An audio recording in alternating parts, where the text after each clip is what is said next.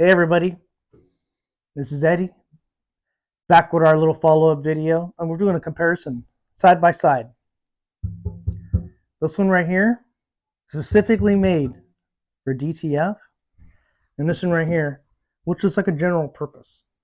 We all know it sucks the fumes up from here, comes down into this chamber, three-stage chamber. The most inner one, that's the one that's recommended to be changed, and that's where all the yellow stuff would build up, and it would always have that smell that we all know. And the front part of it has a three-stage where you can control the amount of air that gets pulled through. Really great. But the problem is those really fine particulates. The design flaw right here is at the very bottom, it just exhausts out. So really what you needed was a method to get it out of your shop.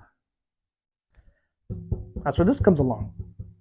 As you can see, the inlet right here, which is comparable to the inlet right here, the exhaust, which is right here, exhausts out.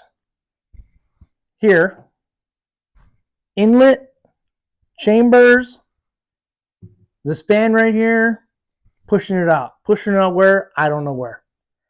But once again, I highly recommend this. And it uses less power over here. Because if I look at the... Okay, so if you compare the power consumption, this right here, if I look at the placard says it operates at 110 volts and it consumes about 80 watts. So if you do the math, you'll be able to figure out the amperage. Much more efficient. Energy draw, design flaw, and that's pretty much it. So we'll segue into the next video where we have it operating, and really cool product. Something I recommend for 2024. All right, guys.